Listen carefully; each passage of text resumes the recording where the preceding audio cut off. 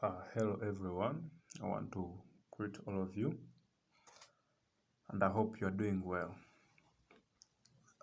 So today I want us to look at the last part of photosynthesis, and that is the biochemical phase. Last time I took you through the photochemical phase where we saw things like photosystems trapping sunlight, then the different types of chlorophyll, then chlorophyll A, chlorophyll B, then the two types of chlorophyll that make up the two types of photosystems. We also saw how ATP is generated, how NADPH is generated. That's cyclic and uncyclic photophosphorylation. We saw all of them. And I told you that the products of the light-dependent stage are required in the light-independent stage. That means if the light-dependent stage doesn't go well, that means also the light-independent stage will not go well. So today, let's look at how the NADPH and ATP will be utilized.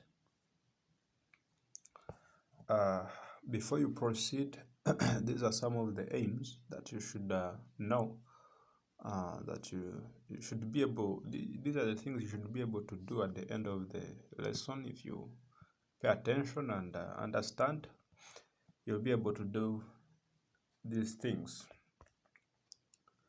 So, in our introduction, we saw there were some experiments performed by various individuals, but there was something. The rate of photosynthesis always depended on certain factors, and among these factors is temperature. Of course, the rate of photosynthesis by then was being measured by the rate at which, mainly the rate at which oxygen is being evolved, because that is the easiest way of measuring photosynthesis. Because now, measuring how much at the rate at which the products which we are going to see that are made in photosynthesis, measuring the rate at which they are produced is quite technical. And by that time, there weren't so many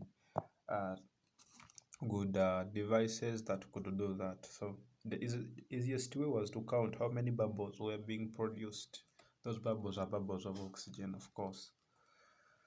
So when they tried to change temperature, they saw that when you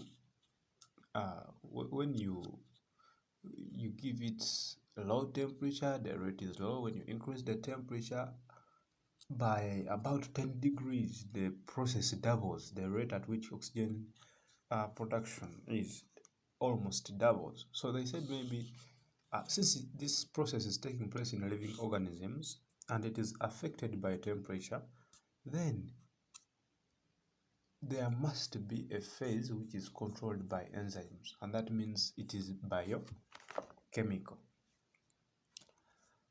Now after that, they tried to investigate how this process or how this biochemical phase works, or how, they wanted now to know the details of this biochemical phase. So they came up with 3 pathways through which biochemical phases take place. The first pathway is what we call the C3 pathway. This one was discovered by a guy called Melvin Calvin. This guy was a plant physiologist, and so he worked upon this, and then he was trying to find out what how this thing happens. So we call it the C3 because of one reason. The first stable compound that this guy identified had 3 carbon atoms, and that was PGA, or what we call 3-phosphoglyceric acid, or what we call glycerate 3-phosphate. When you hear the word like something like glycerate, pyruvate, what? Those are acids, just that when they're in cells, they lose the hydrogen atoms and exist as salts. The way you can hear chloride. So that's how, or carbonate, something like that. So we call them pyruvate, stearate, which is actually stearic acid, but we call it stearate, citrate, which is actually citric acid. So even here, the 3 carbon atom compound that was found to be stable, the first one was PGA, or what we call phosphoglycerate 3-phosphate. So that's why we call this kind of pathway, we call it a C3. Sometimes the plants, actually not even sometimes, but the plants which undergo this type of pathway, they are called C3 plants, and the majority of plants are actually C3 plants, around 80% of them. This includes most dicotyledonous plants and some monocotyledonous plants. Not all monocotyledonous, but some monocotyledonous plants, such as rice, wheat, those small grasses. They are basically C3 plants. So, since the person who discovered the Calvin cycle is called Calvin Melvin, that kind of C3 pathway came to be known as the Calvin cycle. That pathway through which products are synthesized and everything made. So the Calvin cycle basically is very simple. It has only 3 major steps. The first step is to fix carbon dioxide. You must have a way of making carbon part of the system. That's what we call carbon fixation. The way at the point at which carbon enters the system is what we call carbon fixation. Then we also have what we call reduction. Reduction, I told you that in science, reduction can be removal of oxygen, addition of hydrogen, or addition of electrons. So in this case, reduction means addition of hydrogen. We shall get a compound having hydrogen, then we obtain hydrogen from it, then it will donate hydrogen to a certain compound, as we are going to see, and that compound will be reduced. Then we shall look also at regeneration. Regeneration, there is a compound that was used in, there is a compound that combines with carbon during the process of carbon fixation. So if you don't regenerate it, that means it will get used up and you won't have any other compound to fix what? Carbon dioxide. So you must regenerate that compound. That's all that is in regeneration. So this is the summary. The other three steps I've shown you are going to be very well explained here. So there is here a compound called there is a compound here called RAB-P and carbon dioxide.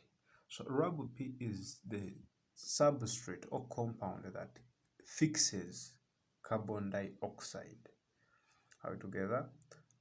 RAB-P is just a short form of saying ribulose biphosphate, and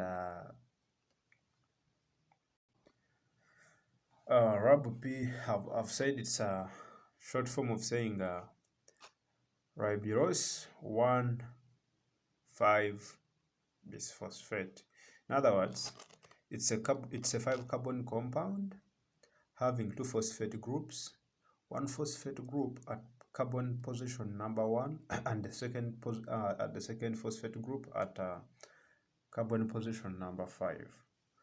So this guy has 5 carbon atoms, combines with carbon dioxide by an enzyme. The enzyme which catalyzes that reaction is called rubisco, which is rubisco is the same as ribulose biphosphate, ribulose 1,5-bisphosphate carboxylase oxygenase. We shall see the reason why it is called carboxylase oxygenase. But in short form is rubisco. It's the enzyme which catalyzes that kind of reaction. So when this enzyme combines with carbon, when this substrate, 5 carbon compounds combines with carbon, you can see that now the carbon atoms become 6. However, the 6 carbon compound that is formed is very unstable. And since it is unstable, it will break down into 2 together into 3 carbon compounds. So we shall form 2 compounds, each of them having 3 carbon atoms. And so I want you to note that at first we injected 3 carbon atoms and 3 RAB-P, 3 carbon dioxide molecules and 3 molecules of RAB-P. So that means if they break down into 2, we shall form 6 molecules of a 3 carbon compound. And I want you to know that this carbon compound is called glycerate 3-phosphate. It is the first stable compound formed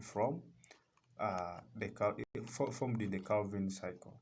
Since it has 3 carbon atoms, that's the reason why the plants that undergo this type of cycle or pathway in their biochemical phase of photosynthesis, they are called C3 plants, because the first carbon compound formed, the 3-phosphoglyceric acid or glycerate, is a 3 carbon compound.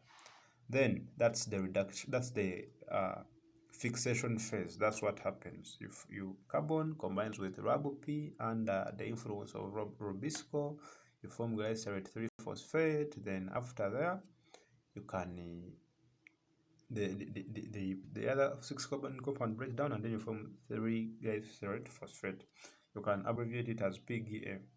So this PGA that is formed, I want you to note that it is an acid. Being an acid, it is reduced by addition of hydrogen together. Then also that reduction phase requires energy input, and the energy will come from ATP. Now this is one of the most important steps. The NADPH and the ATP that we synthesized in the light dependent stage, this is where they come to be important. So ATP is used to power the process of reduction. In reduction, I want you, if you have read some carboxylic acids, you will see that when you reduce carboxylic acids, usually you form aldehydes. Together, if you reduce aldehydes, you get alcohols. So here, aldehydes are salt, they are sugars. So when you reduce carboxylic acids, you get sugars, which we call aldehydes. And when you reduce aldehydes, you can get alcohols. So this time around, the reduction is only once. So the first reduction will convert a carboxylic acid to an aldehyde, and that aldehyde is phosphoglyceraldehyde. So it is a sugar, the first sugar formed in the process of the Calvin cycle. So I don't want you to be confused. The first sugar formed is not actually glucose. It is phosphoglyceraldehyde. This phosphoglyceraldehyde can be written in a short form as PGAL. PGAL.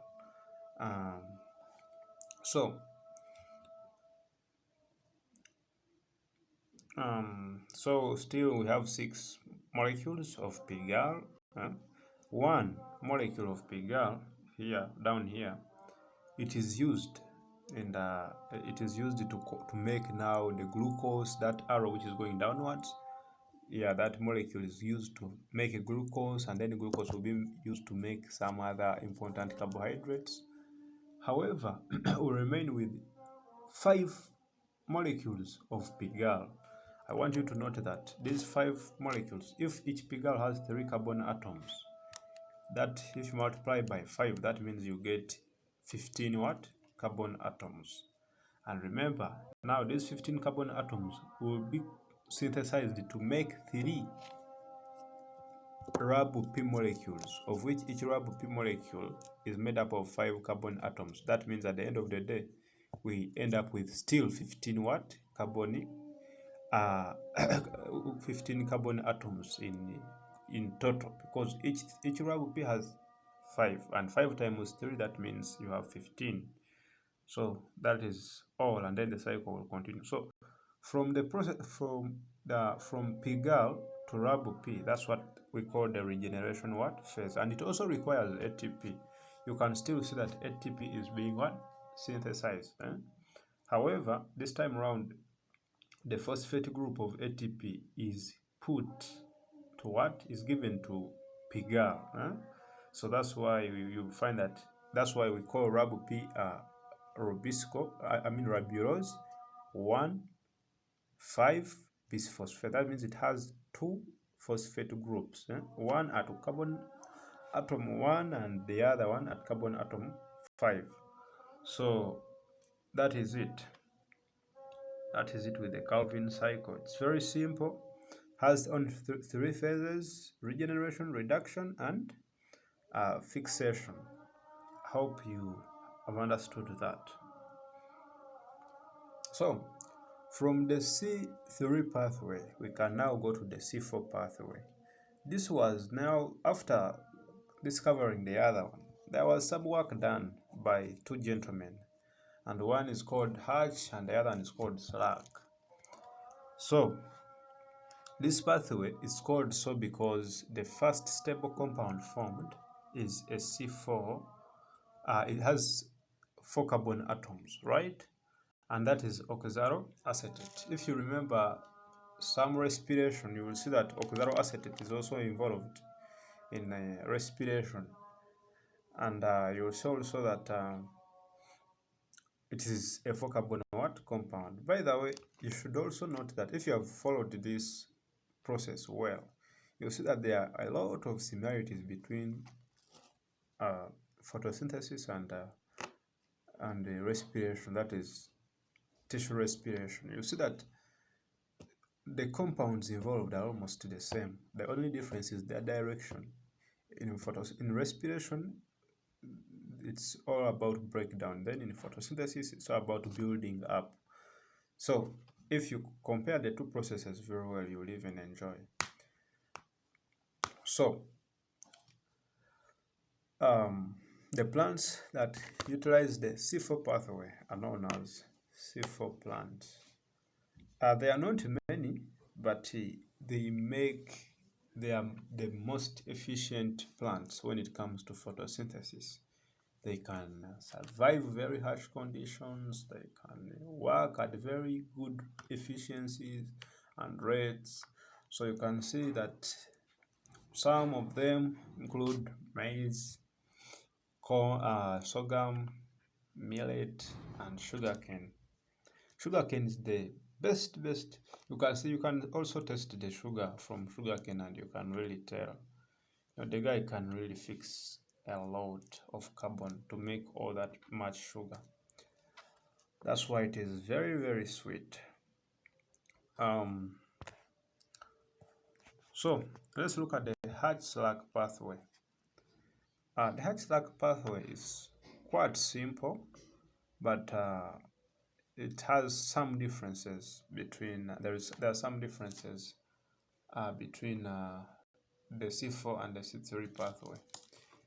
If you go back to the C3 pathway, you will see that it takes place just inside the stroma of the chloroplast. It doesn't get out of the chloroplast. The C3 pathway, the Calvin cycle, doesn't get out of the chloroplast. It is in the stroma of the chloroplast. Then the C4 pathway, for it begins in the cytoplasm, where carbon dioxide is fixed by a compound known as PEP, and then it will enter the chloroplast of a certain type of cells, which we call the mesophyll cells.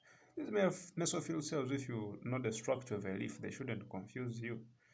If you know the palisade mesophills, spongy mesophills, so also these are simply mesophyll cells which surround the bundle sheath cells. I don't know if you know what the bundle sheath. These are the cells that are involved in what? The bundles we are talking about now, the xylem and phloem. So we have those cells that surround the bundle. You get, so we call them the bundle sheath cells. The vascular bundles are surrounded by cells we call bundle sheath what? Cells. And these bundle sheath cells are surrounded by mesophyll what? Cells. So at first, carbon dioxide enters the mesophyll cells in the cytoplasm and it is fixed by PEP. You get by an enzyme called PEP carboxylase, which we normally call PEPCO. Then it will enter the formed compounds, of course, oxaloacetate, which will enter the site of the chloroplast of the mesophyll cells, and then it will be converted into malate by reduction, and then malate will be shunted. There is a process which you call shunting, like being transported from the mesophyll cells to the bundle sheath cells across a plasmodesmata, basically, which we call the malate shunt. Then from there, the malate will be decarboxylated, and then after being decarboxylated, and then PEP will be regenerated, and then the carbon dioxide from malate will be used to synthesize carbohydrates in the same way like the Calvin cycle. So I want us to look at this diagram very well. So if you look at that diagram, we have at first we have a mesophyll cell this side. Mesophyll cell. So carbon dioxide comes, dissolves in water in the cytoplasm, and then it forms carbonic acid. And you know carbonic acid is a weak acid. It breaks down into hydrogen, it partially breaks down into hydrogen ions and hydrogen carbonate ions, or what we call the bicarbonate ions. So these bicarbonate ions combine with the PEP, a compound. There is a compound called PEP. In full, it's phosphoenol pyruvate. Phosphoenol, ENOL, then pyruvate. Then after that, remember this pyruvate, PEP has 3 carbon atoms. So when you add there one more carbon atom, you form an acid called oxaloacetic acid, which we abbreviate as OAA, oxaloacetic acid, or sometimes they call it oxaloacetate. The oxaloacetate then enters the chloroplast of the mesophyll what? Cells, and it is reduced by NADPH. There is also a difference here. In photosynthesis, we use NADPH. We don't use NADH. NADH is in respiration. Are together? So from here, we go to malate. Then malate is transported to a group of cells which we call the bundle sheath cells. They're always covered. They are always surrounded by the mesophyll cells. So it is shunted via the malate shunt into the bundle sheath cells, and then from the bundle sheath cells, malate is, but remember in the bundle sheath cells, but still in the chloroplast of the bundle sheath cells, malate is decarboxylated by removal of carbon dioxide. So the remaining compound is called pyruvate. I hope you will remember pyruvate in respiration. This pyruvate will be phosphorylated to form phosphoenol pyruvate. So that's all. And then that's the regeneration phase now of pyruvate, of PEP. And then the decarboxylation, you can see here that carbon dioxide from decarboxylation of malate will go in the Calvin what? Cycle. And in the Calvin cycle, still we have there RAB P, we have Uh, we have the other enzyme rubisco, which we call ribulose bisphosphate carboxylase oxygenase. Everything, as you know, the Calvin cycle. That is what will take place. So now, why is it that organisms have to employ this type of pathway instead of oxaloacetic? Or instead of using the Calvin cycle. Why do they have to use this? So we shall see that, because when you see, first of all, this system is bulky, it involves a lot of processes, a lot of steps, and really it involves a lot of ATP. Because if you remember, we shall use some ATP here in the Calvin cycle, but you can also see that we are using some ATP here when we are converting pyruvate to PEP. You can also see that it requires a lot of NADPH, because there is here NADPH which is being used to reduce oxaloacetic acid, but also we shall use some NADPH in the Calvin cycle. You can see that really this kind it requires 2 cells. It's really bulky, but we shall see the reason why.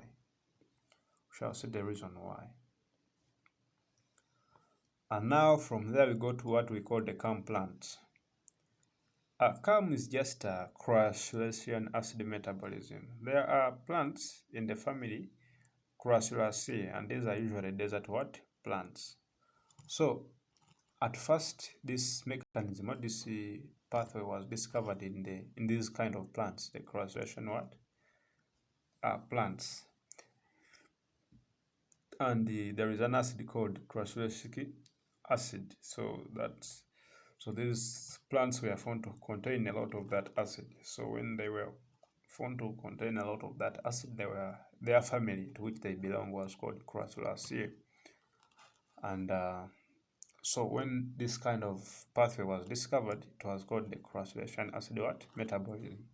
But later it was found that even other plants, mostly desert plants, were found to have this kind of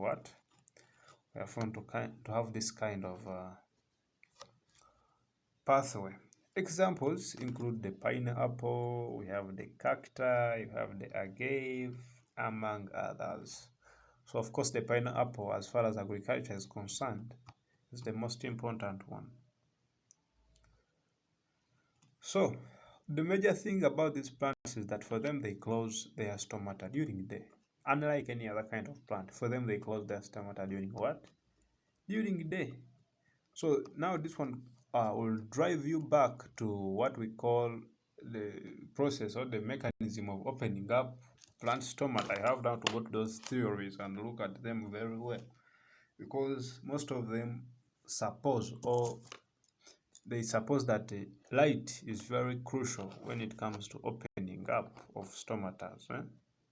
But now we can see that some plants actually can close their stomata when there is light, and even open them when there is no light. So you will have to revise those theories and see why, and see which one now makes more sense. Of course, you shouldn't reject the other theories, but you have to visit these ones and find out now which one makes more sense, which one accounts for all types of plants. Now, of course, when they opened up their stomata, carbon dioxide will enter. When it enters, it will dissolve in the cytoplasm and form bicarbonate ions. I already told you what bicarbonate ions are.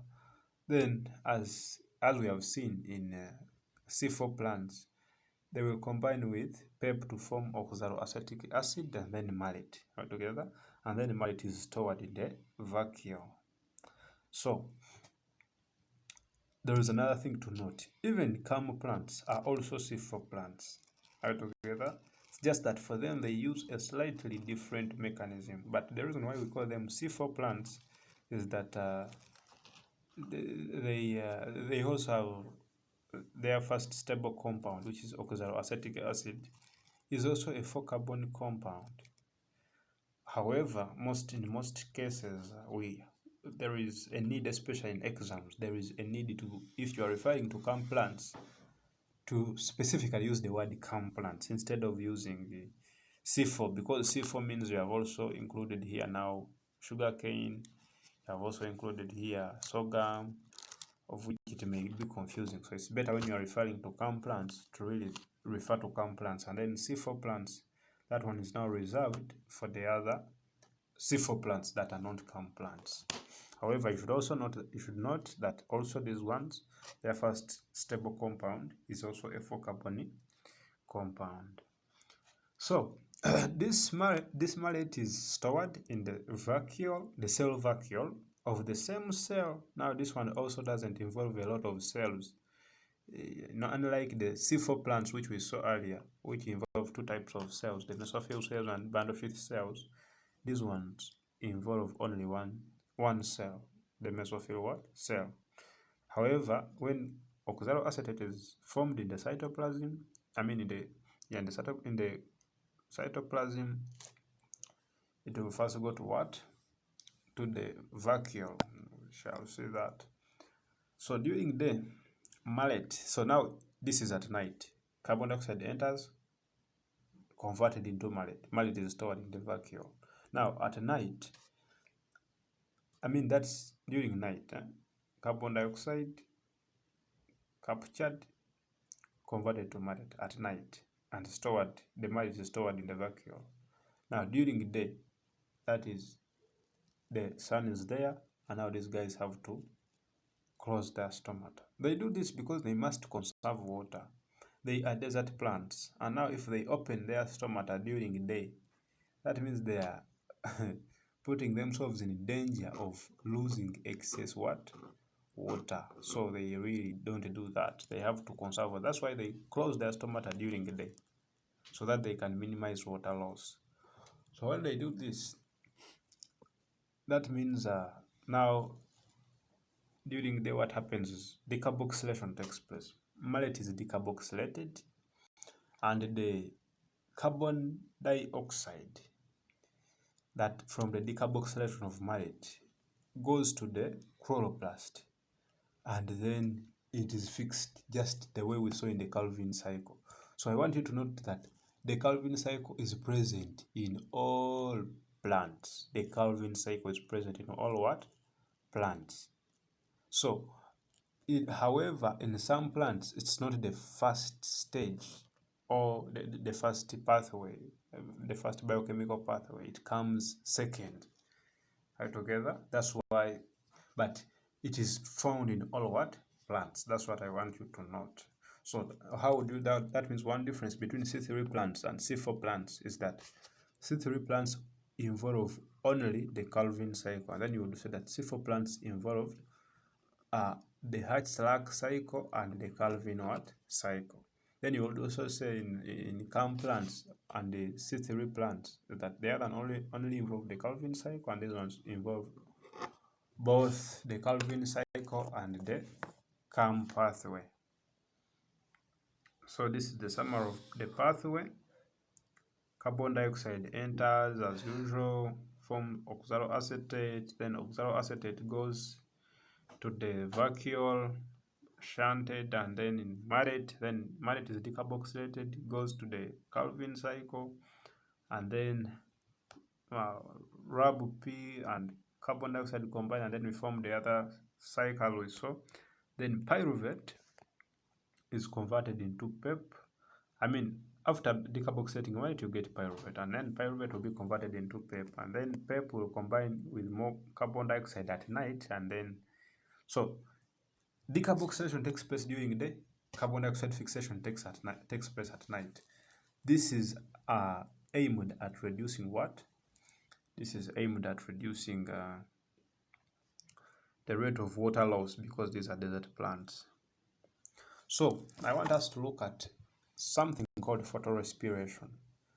This is a wasteful process in which RAB-P combines with oxygen instead of carbon dioxide under conditions of high temperature, low carbon dioxide levels, and high oxygen levels. So I told you the enzyme that is responsible for the combination of RAB-P with carbon dioxide is called rubisco. And I told you rubisco is ribulose bisphosphate, like it's ribulose 1,5-bisphosphate carboxylase oxygenase. What does that mean? It can catalyze the combination of carbon dioxide with RAB-P, but it can also catalyze the combination of oxygen with RAB-P. So what matters is what is the amount or concentration of these two gases in the chloroplast. When you have a lot of oxygen and less carbon dioxide, what happens is that the enzyme will combine, like will catalyze the combination of oxygen and RAB-P. If you have a lot of carbon dioxide and less oxygen, then carbon dioxide will combine with what? With RAB-P, and then oxygen will not. So, however, when oxygen combines with RAB-P, that means the process, the Calvin cycle will now go in an opposite direction. It will not go in the intended direction. That means it's just wasteful. It is not resulting into anything that is sensible. That means all the NAD that you formed in the light dependent stage, all the NADP that you formed in the all the NADP that you formed in the light dependent stage, you just wasted them. That's why we call it a wasteful process. Moreover, it results into breakdown of RAB-P itself. That means it is wasteful altogether. And this is a great disadvantage because you can see that in the atmosphere we have 21% of oxygen and only 0.03% of carbon dioxide. That means most plants are liable or are susceptible to this kind of loss. Now this is the major disadvantage. But I've also mentioned of things like high temperature. What does high temperature have to do with the photorespiration? You'll find that photorespiration, as we have said, it occurs when carbon dioxide concentrations are low and oxygen concentrations are high.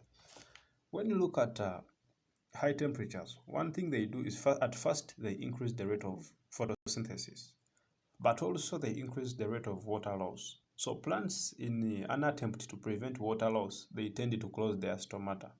And when you close your stomata, gaseous exchange now is stopped, because gaseous exchange takes place when the stomata open. Now, when the stomata are closed, because you don't want to lose water, gaseous exchange stops. When it stops, that means, and the rate of photosynthesis is high, that means all the carbon, first of all, which is inside, is going to be used up to make what? It's going to be used up to make the products of photosynthesis. So, but remember, in the process, you'll be producing oxygen, the light-dependent stage, as we saw. You'll be producing oxygen. Now, this oxygen is accumulating in the chloroplast, and it's not leaving because the stomata are closed. So its concentration is increasing, and moreover, the concentration of carbon dioxide is decreasing because it is being used up in photosynthesis. At the end of the day, you reach a point where you have no oxygen. You have no carbon dioxide and you have a lot of oxygen. So that means RAB-P will now instead combine with oxygen and not carbon dioxide. And that means whatever you've made in the light-dependent stage will be simply wasted. So now I want you to go back on the C4 pathway or the Hatch-Slack pathway. If you look at this, we have a substance here called PEP, which does the first carbon dioxide fixation. And I told you the enzyme which is responsible for this is called PEPCO, or phosphoenolpyruvate carboxylase. And for it is specific in nature. It doesn't catalyze the combination of oxygen and PEP. It only catalyzes the combination of carbon dioxide and PEP. So that means, and it is in these mesophyll cells that usually there is a high concentration of oxygen together, because if you remember very well the structure of the chloroplast of the leaf, we have much more chlorophyll in the mesophyll cells. Do you remember that we have most chlorophyll in the mesophyll cell? That means that this is where most production of oxygen is. But since carbon dioxide is fixed by PEP by the influence of the enzyme PEPCO, which has nothing to do with oxygen concentration, we can fix our carbon dioxide safely no matter the concentration of carbon dioxide, because there is no competition between carbon dioxide and oxygen. So even if the concentrations of carbon dioxide are low, even the lowest amount will be fixed together. So, and now we convert to malate. When we convert to malate, so that means, and malate goes and then it begins to be decarboxylated. So that means it is even increasing the concentration of carbon dioxide in the bundle sheath cells, of which in the bundle sheath cells there is less, the chloroplasts and the chlorophyll is not well developed. The thylakoids are not very well developed, they are just fake there. Even the chlorophyll is less, so there is not much production of oxygen. I want you to remember how oxygen forms in the light dependent stage, whereby it is formed from the Hill reaction, splitting of water. That's how it is formed. So here, since the light dependent stage it's not very well developed in the in the bundle sheath cells, you find that it is very easy for carbon dioxide to combine with the RAB-P without having to first be competing for the active site with oxygen, because at the end of the day the oxygen levels are very low. So that is the point. That's why, yes, this Hertzsprung pathway, it is expensive in terms of energy and in terms of reducing powers of NADPH, but yes, it prevents the wasteful photorespiration. That's the major point. Another thing, since it is not affected by photorespiration, that means it can work even at higher temperatures. It can work at higher temperatures. That means it can even work in areas where we have very low carbon dioxide concentrations. For example, if you go, we know it's a fact that as you move up, the partial pressures of all gases, including carbon dioxide, reduce. So when the partial pressures of all gases, including carbon dioxide, reduce, that means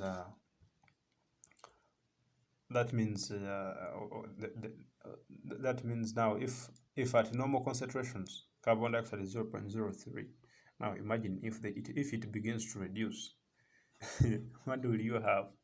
So you find that at high altitudes, like at mountains, find that some plants may not be able to survive there, especially the C3 plants, because of very low carbon dioxide concentrations. But these plants, the C4 plants, can survive there, because even at low concentrations, for them, they can be able to harvest that little money. Or when I say that little money, I mean that little carbon dioxide. So that is one advantage of. And another thing is that this PEPCO, it has a very high affinity for carbon dioxide, so it can easily fix carbon dioxide even at the lowest concentrations. Yes, and because it has that high affinity, the rate at which carbon dioxide is being fixed is really very fast. It's very fast, and given that these plants work best at high temperatures, also makes it that means even the other light dependent stage and is going to be enhanced. So the process is quick. So the turnover rate, the rate at which carbohydrates are synthesized, is really great. And that's why you can see that most of these, like when you look at maize, when you look at sugarcane, you can see that their production rate is really, really high. In areas where food is becoming a problem, usually maize is the number one source of help. Usually people take their portion. Why? Because just one grain of maize can produce portion which can feed someone at least for porridge, at least for porridge. But you find that in other crops with a low turnover rate, really. Now look at the banana. Banana, it takes almost a year for a banana to produce a bunch which will just feed 3 people. But in just 4 months, you have food from maize which can feed people very well, and moreover, it is energy. It gives energy. So that's the reason why these C4 plants are really advanced in terms of carbon dioxide fixation.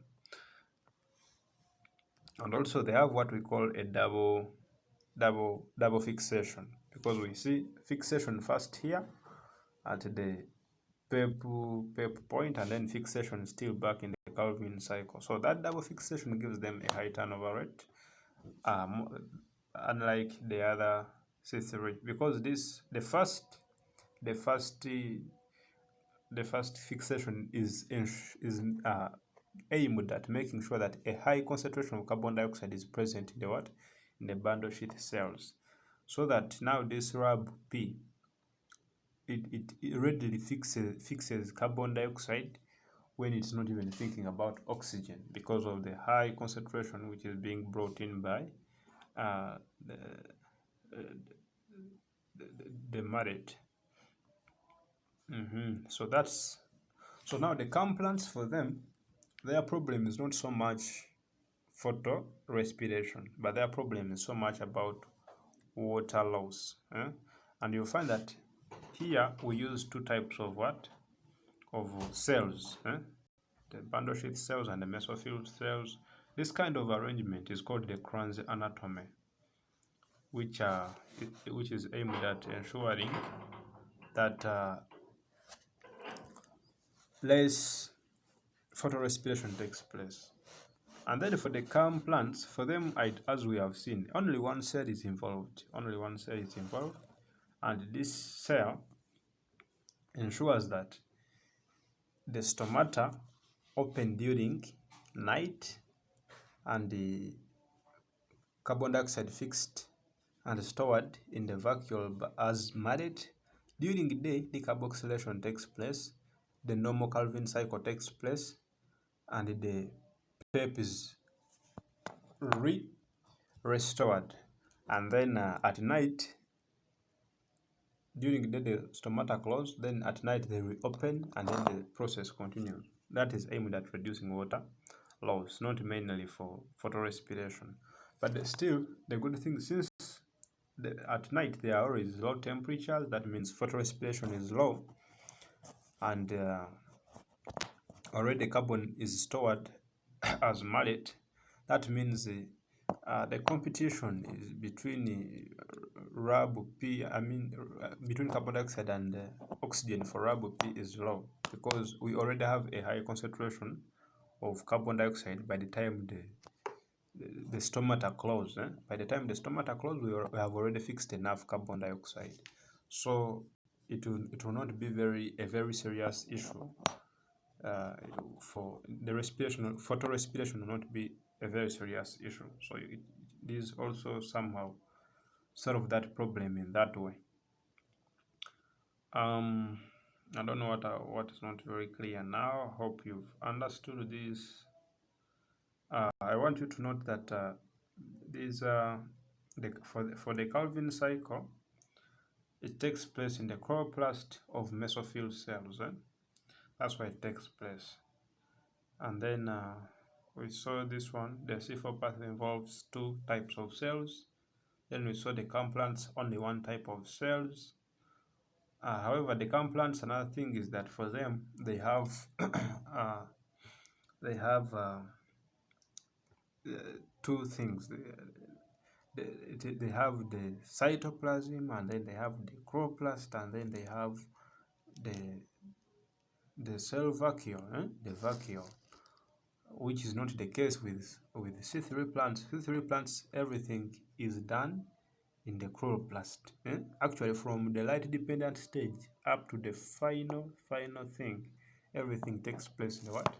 The chloroplast. But CAM plants, for them, they use the vacuole and then the chloroplast. Then the C4 plants, for them, they use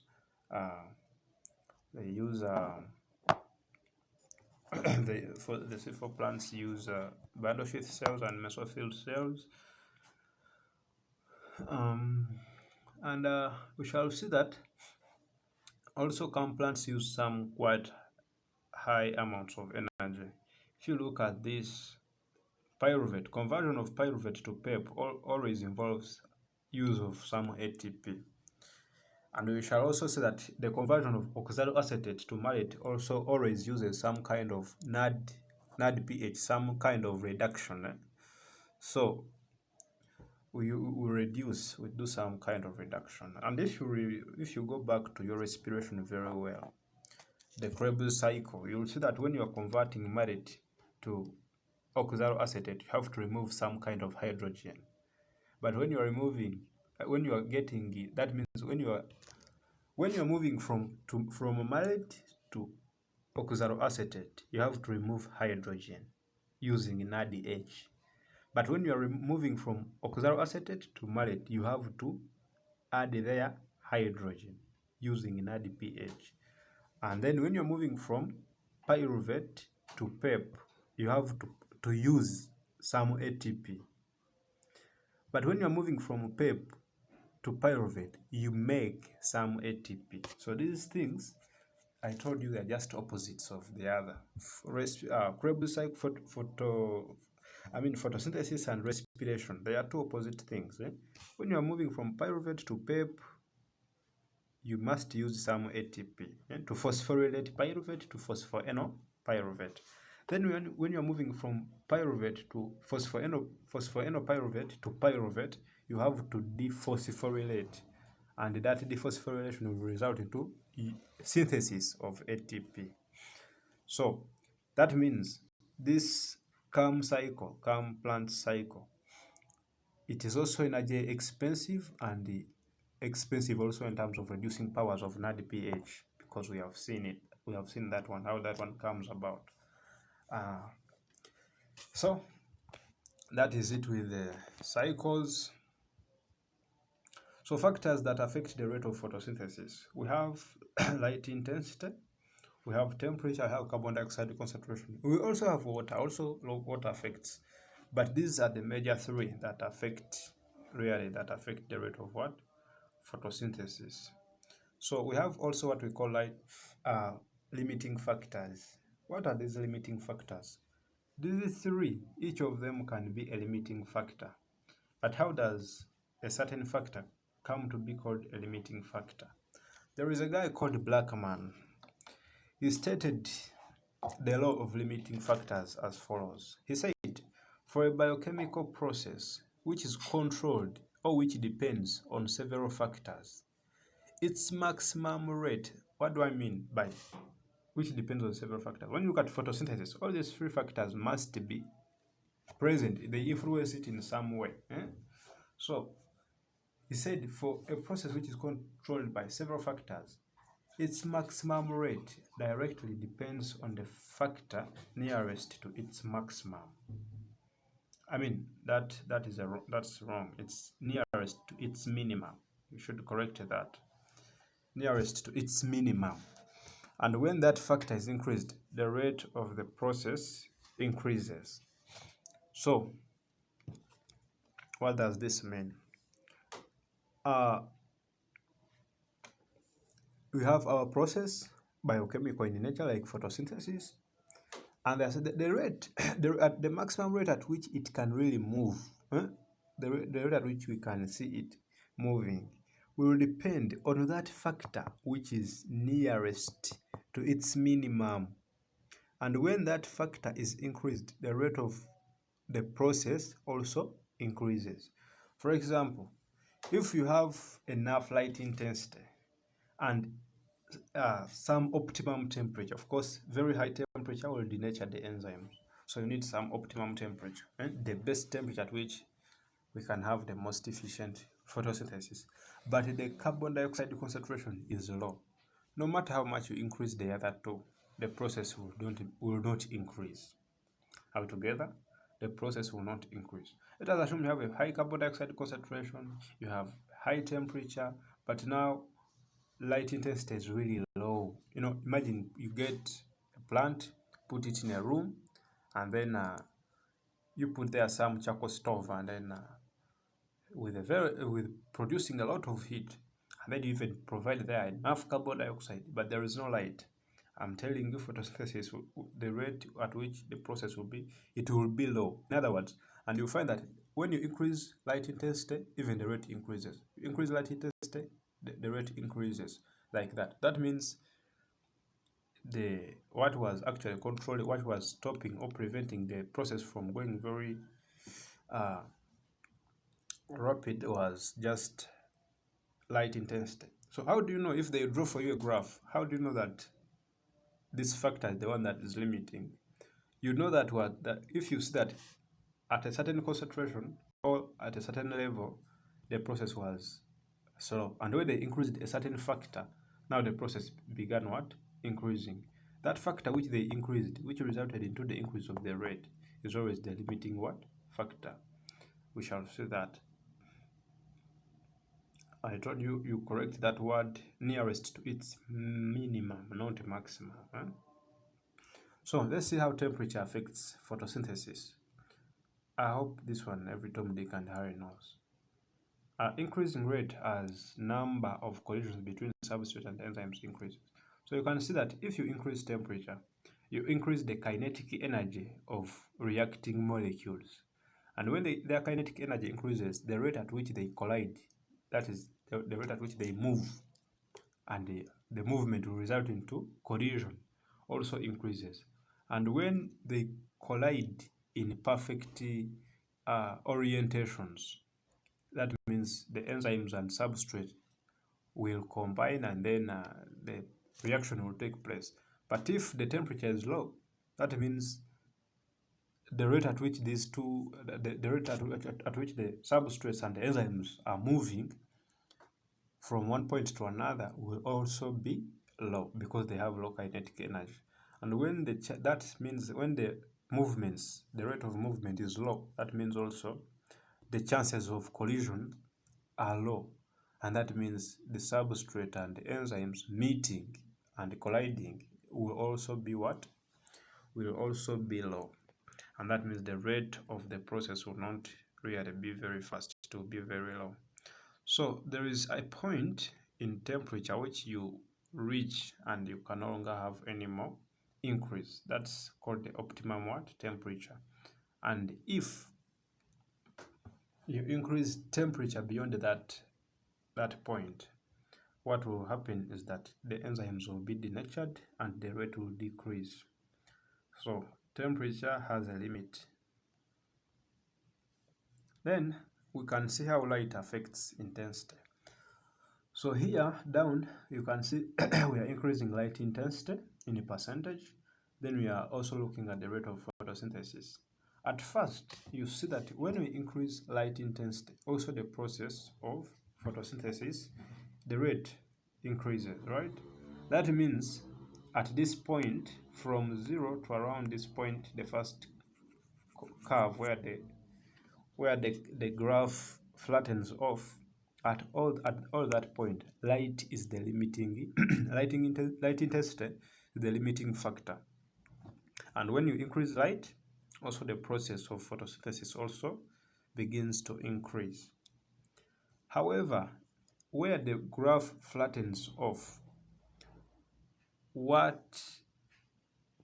that means light now has stopped being the limiting factor. You are increasing light, but you are not seeing any more increase in what? Photosynthesis. That means there is another factor now which is near its minimum, or which is preventing process from proceeding. Maybe the carbon dioxide concentration is now low. It can no longer be enough to for the process to continue rapidly, or it may be temperatures now also limiting. So some other factor becomes what? A limiting factor. So when another factor becomes a limiting factor, that means also the process becomes constant, the rate becomes constant. Now, assume we had increased, now let's say carbon dioxide concentration. You would see also the factor doing what? I mean, the rate increasing now further. The same thing happens with carbon dioxide. So, advantages of C4 plants over the C3 plants, I told you about this when I was explaining. We can proceed. Differences between C4 plants, C3 plants, and CAM plants. That one you have to refer to the video because I've tried to explain those things very well. Now you can also look at the similarities. For example, so that in all of them the Calvin cycle is there. In all of them the Calvin cycle is there, but only the other two CAM plants and C4 plants, they have some other cycles in addition to the Calvin cycle. So that is it. Congratulations for having completed the lesson. This marks the end of autotrophic nutrition. I think the second video will be either about, I think it will be about heterotrophic nutrition. Thank you.